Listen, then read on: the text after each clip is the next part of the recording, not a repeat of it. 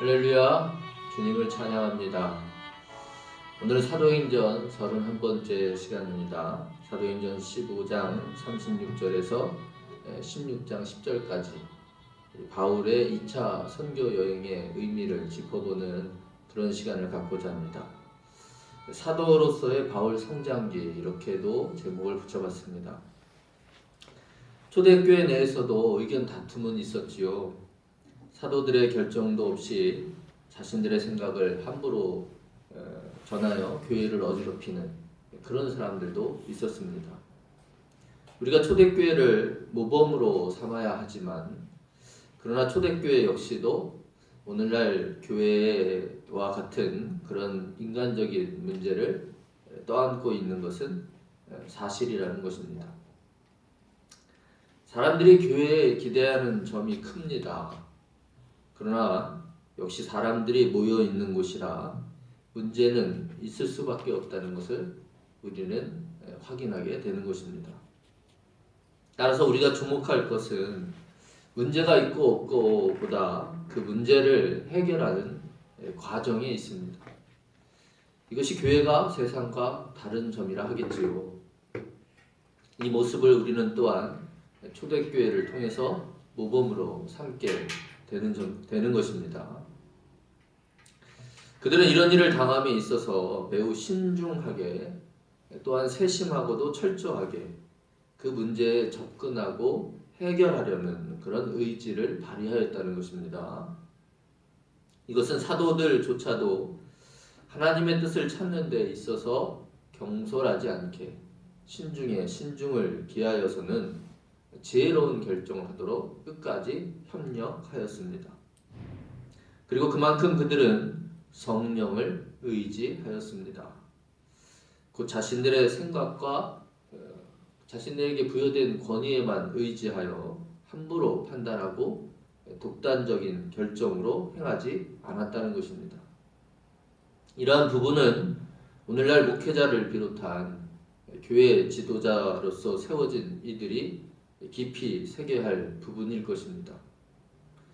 어쨌든 우리 그리스도인에게 있어서의 이 땅의 삶의 명제는 교회로 세워진 우리 모두는 교회의 머리 대신 예수님께로 자라가야 한다는 것입니다. 이것은 한편 하나님 나라가 뜻하는 바, 곧 성령 안에서 의와 평강과 희락을 성취해 나가는 일인 것입니다. 이것이 최우선이자 목적이 되어야 하는 것이죠.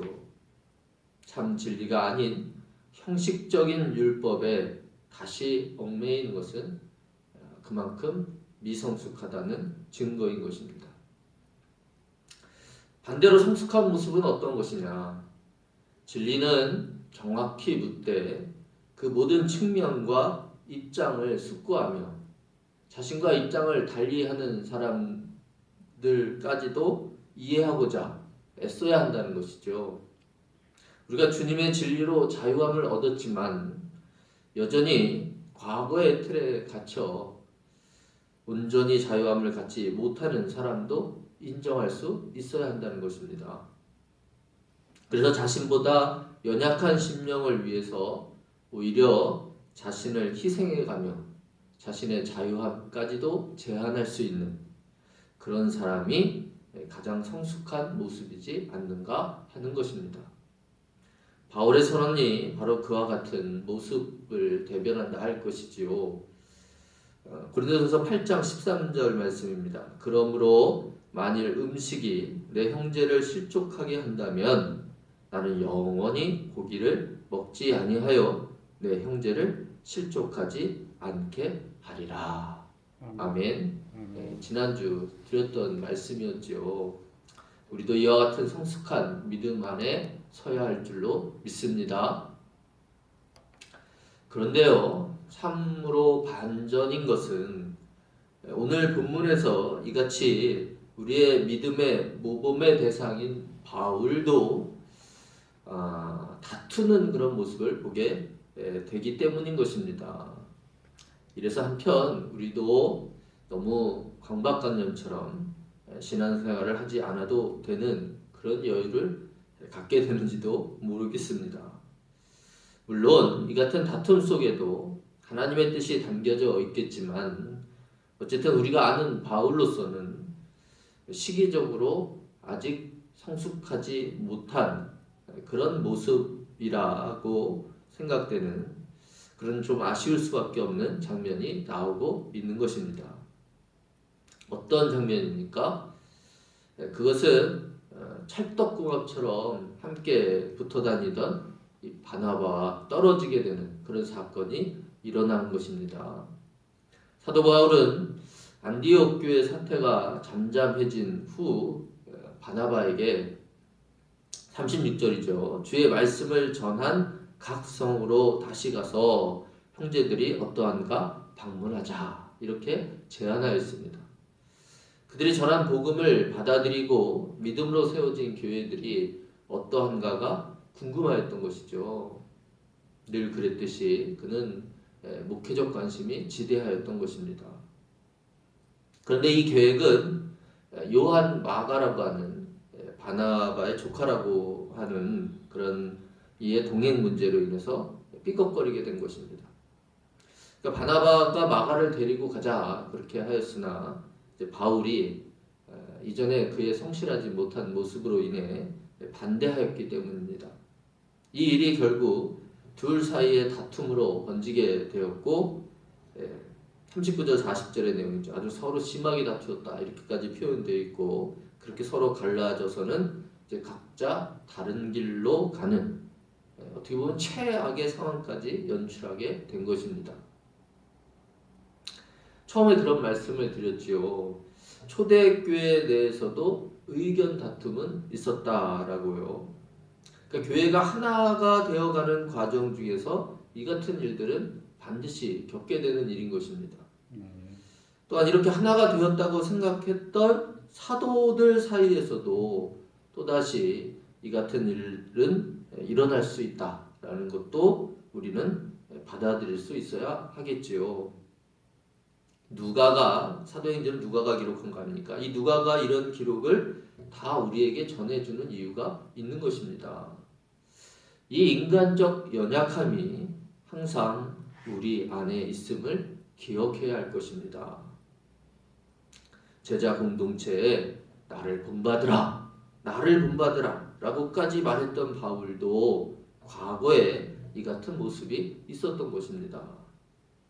누구나 이 같은 잘못을 저지를 수 있다는 것입니다. 물론 계속 반복적인 같은 잘못을 해도 인정해야 한다. 이렇게 받아들여서는 안 되겠지요. 하여간 오늘 중요한 것은 뭡니까? 다툼의 문제가 아니라 그 다음이죠. 그 다음 화해의 문제, 회개의 문제인 것입니다. 그 다음에 그가 어떻게 했는가의 문제가 진짜 중요하다라는 것이죠. 이 둘 사이에 이제 구체적으로 회개와 화해의 장면이 이제 성경에는 나오지 않습니다. 성경에 나오지 않지만 바울이 나중에 고린도전서 9장 6절에서 바나바를 언급하는 그런 장면도 그렇고 또 골로새서 4장 10절이나 디모데후서 4장 11절에서 이 요한 마가를 이제 언급합니다. 그러면서 칭찬해요. 그 칭찬하는 그 같은 모습을 통해서도 우리는 그들이 이제 회개와 더불어 충분히 화해하였음을 그 마가에 대한 그런 오해도 이제 어떻게 풀어졌음을 짐작할 수 있는 것입니다. 어쨌든 바울과 바나바는 당시 서로 잠시였지만 등을 돌리고 말았다라는 것입니다.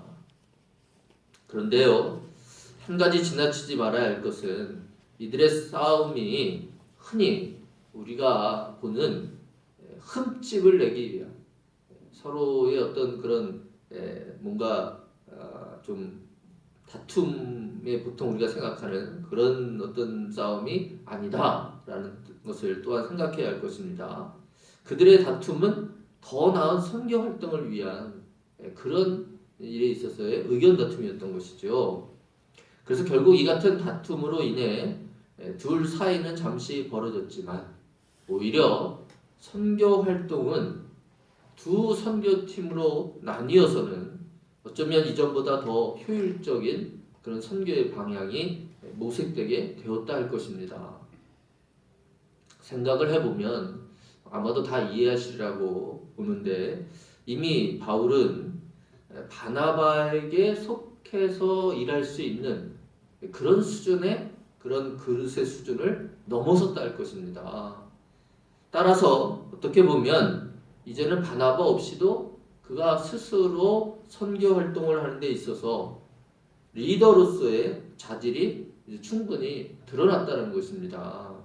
그러므로 결과론적인 해석이 되겠지만 이렇게 억지로라도 그들이 나뉘어지는 상황이 있지 않았다고 한다면 그들은 각자 더 여러 큰 일을 감당할 수 있음에도 불구하고 계속 같이 있음으로 인해 그 효과가 반감될 수도 있지 않았을까 하는 것입니다. 예전에 제가 고등학교 때였던 것 같아요. 중고등학교 때 미스바라고 하는 그런 선교 단체가 있었어요. 그래서 저도 잠깐 거기에 머물러 있었고, 저희 형이나 제 윗동서나 처형들은 이제 아주 그곳에서 열심히 소속돼서 그 선교 일을 감당하는 그런 선교 단체가 있었습니다. 이 젊은 목회자 세 분이서 의욕적으로 이끌어오던 그런 단체였는데, 제 기억에 토요일마다 철야를 하는 등, 금요일 날에는 각자 교회에서 철야를 하고 또 토요일에 또 철야 기도를 하고, 이건 굉장히 열정이 대단했던 그런 단체였습니다.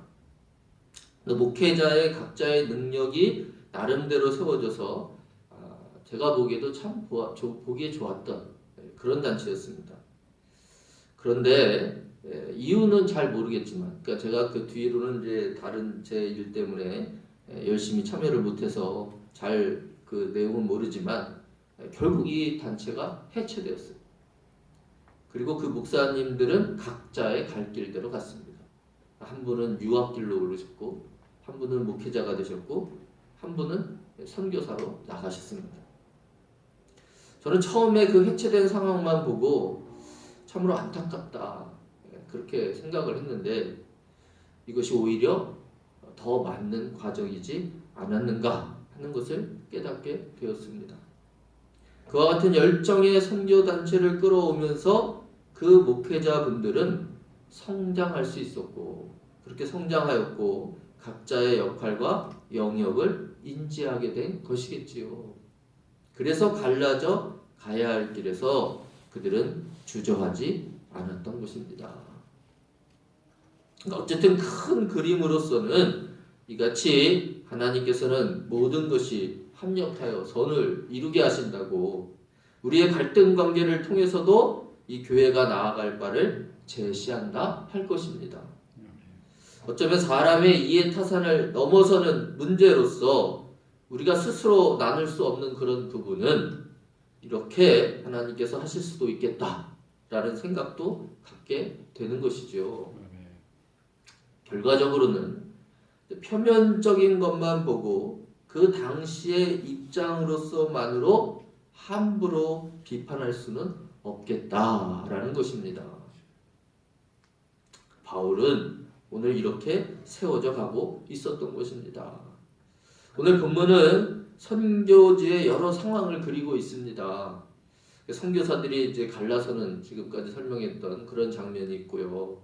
또 새롭게 동역자를 선택하는 그런 장면, 그리고 성령으로 인해 갈 길이 막히거나 또는 새롭게 열리는 그런 장면들이 그려져 있는 것입니다.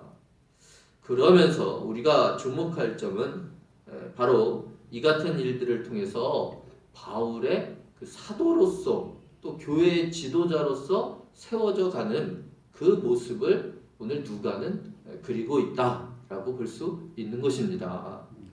이 점을 좀 더 구체적으로 살펴보는 것으로서 오늘 설교의 나머지 부분을 이어갈까 합니다. 첫 번째, 바울의 지도자 되기의 그 모습은 바로 바나바의 근을 벗어나기가 되는 것입니다. 여러분, 바나바는요 참 탁월한 지도자였습니다. 그러면서 바울에게는 또한 매우 든든한 지지자였습니다.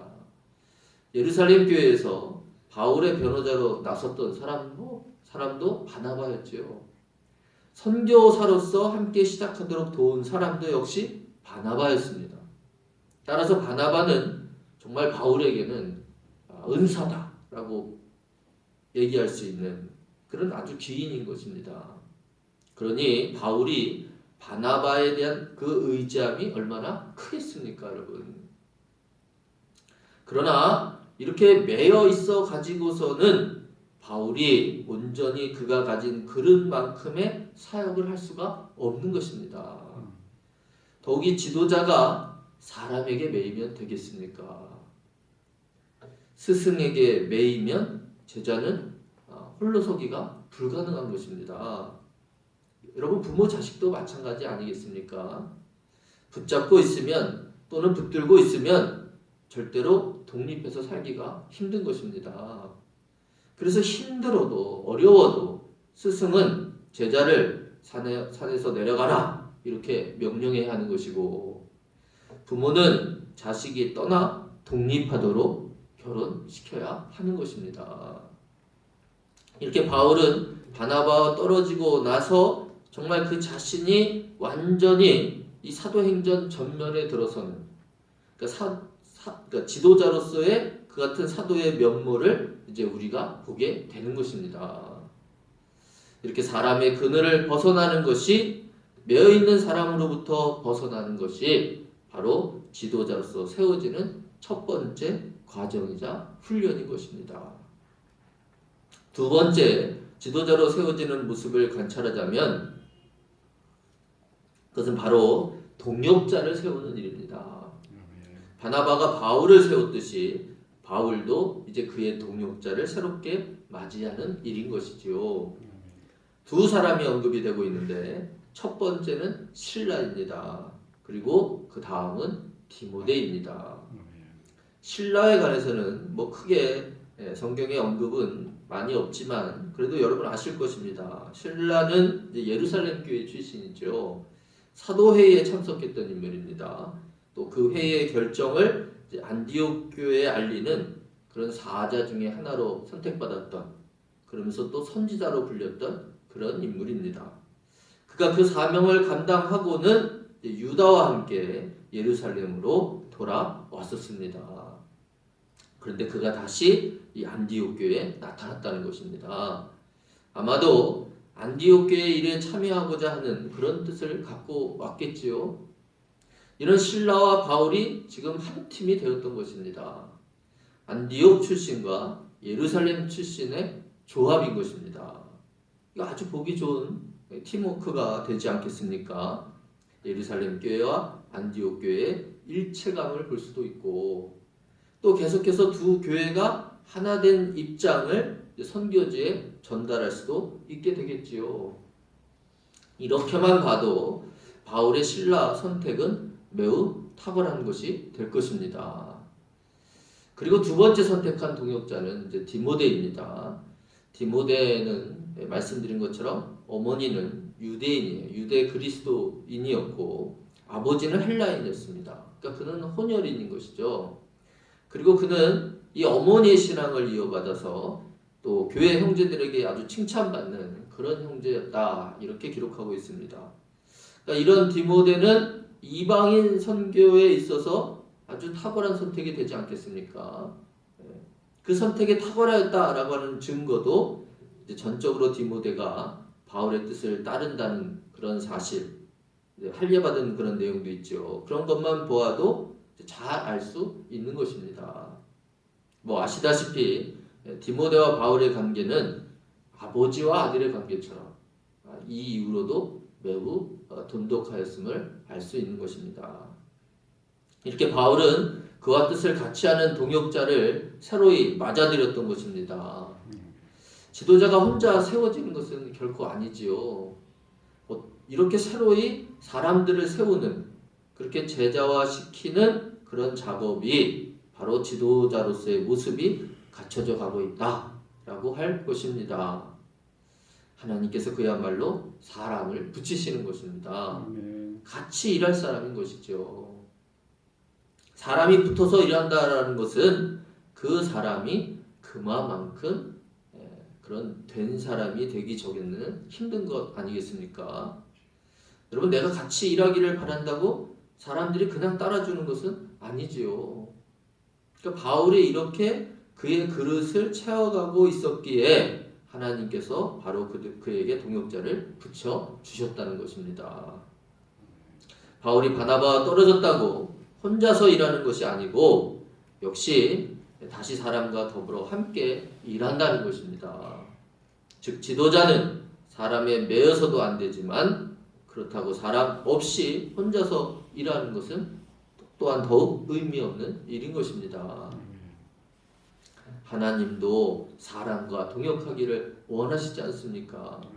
하물며 하나님도 그러시는데 사람이 사람에게 실망했다고 혼자서 다 하겠다 이렇게 하는 것은 뭐 교회 필요 없다. 나 혼자서 신앙생활 하겠다. 뭐 이 문제와 다르지 않은 그런 잘못인 것입니다. 뒤집어 보면 어리석은 교만에 불과한 것입니다.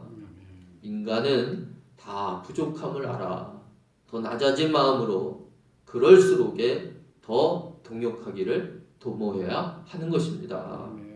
그래서 지도자는 사람을 품을 수 있어야 하는 것이죠. 그래야 사람들이 그를 따르지 않겠습니까? 존경할 만한 인격이 되지 않는다면 사람들은 결코 따르지 않을 것입니다. 지도자의 품성을 갖추어야 한다는 것입니다. 지도자라고 뭐 이 말씀이 앞에 서 있는 저에게만 해당되는 것은 아니라는 것 잘 아시죠? 직분자들은 말할 것도 없고 성도 여러분들도 믿지 않는 사람들에게는 복음 전파자요, 곧 선지자요, 가르치는 자인 것입니다. 여러분들이 신뢰 가운데 주변에 영향을 끼치게 되면 당연히 그들을 지도하고 가르치는 일이 따르게 되는 것입니다. 그러므로 이것은 제자로 선 그리스도인 누구에게나 해당되는 말씀인 줄로 믿습니다. 그리스도인은 먼저 된 자로서 다른 이들을 주님께로 이끌 수밖에 없는 그런 사명을 가진 이기 때문인 것입니다. 이제 세 번째로 결코 빠질 수 없는 그리스도인의 진정한 지도력은 바로 성령께서 그와 함께 하시는가 하는 것입니다. 물론 이미 바울은 성령의 사람으로서 성령과 함께 사역하였습니다. 그러나 누가는 이 시점에서 또다시 언급하고 있는 것입니다. 바울이 이제 새롭게 지도자로서의 역량을 드러내는 이 시점에 성령께서 얼마나 그와 함께 하시는가를 보여주고 싶었던 것이죠. 오늘 16장 6절 이하에 이러한 장면들이 드러나는 것입니다. 6절에 보니까 성령께서 말씀을 전하지 못하게도 하셔요. 또 7절에 보면 가고자 하는 곳에 가지 못하게도 하시죠. 또 9절에 보니까 환상을 통해서 이제 갈 곳을 나타내시기도 하는 것입니다.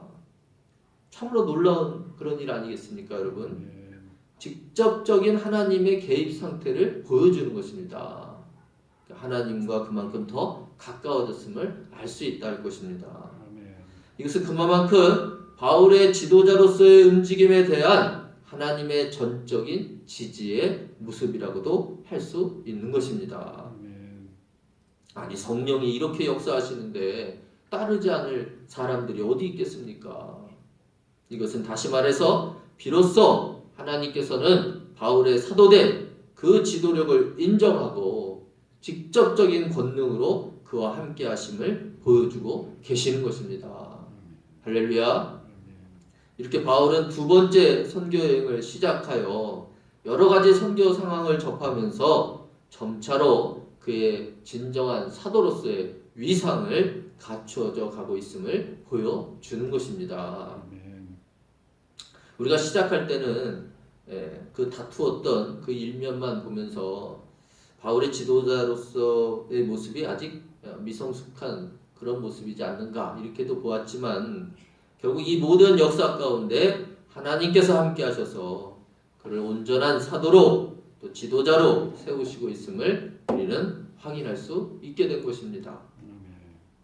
사랑하는 성도 여러분, 우리는 다 주님의 부르신 제자입니다. 아멘. 맞습니까? 아멘. 다 주님의 제자로서 주님의 종으로서 주님 이르신 복음을 전할 사명을 가지고 있습니다. 이것 또한 맞습니까? 아멘. 그렇다면 오늘 바울에게 임한 이 같은 지도적인 능력이 오늘 나에게도 필요한 것 맞습니까? 아멘. 자, 그렇다면 이 지도력을 얻기 위해 우리가 어떻게 해야 하겠습니까? 먼저 사람의 그늘에서 벗어나시기를 바랍니다. 아멘. 그리고 제자를 세우시기를 바랍니다. 아멘. 무엇보다도 성령의 인도하심 가운데 항상 내 삶을 두시기를 바랍니다. 아멘. 이같이 더 성숙한 믿음으로 온전한 사명을 감당하고자 하는 저와 여러분의 남은 삶에 우리 하나님께서 함께 하시기를 주님의 이름으로 축원합니다. 아멘. 아멘. 기도하겠습니다. 고마우신 주님, 우리의 삶의 길을 지키시고 인도하시고 함께 하시는 줄로 믿습니다. 제자로 부르신 그 부르심에 합당한 사명을 온전히 감당할 수 있게 하여 주시옵소서. 아멘. 오늘 바울의 이같이 지도자로서의 서가는 그 모습을 통해서 우리도 온전히 우리에게 맡겨진 사명을 감당하기 위해 그러한 세우심을 받기를 원합니다. 아멘. 우리는 다 한 교회로서 머리 대신 예수님께 자라가야 할 그런 분명한 목표와 목적을 가지고 있지 않습니까?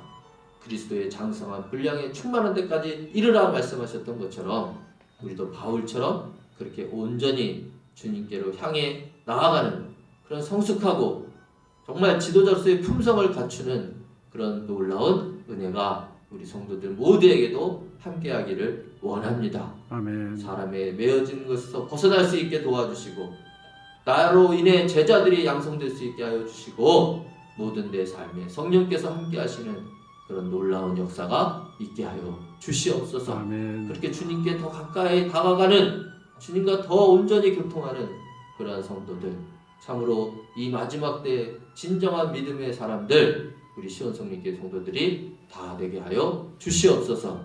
함께 하실 줄 믿사옵고 거룩하신 예수님 이름으로 기도드립니다. 아멘.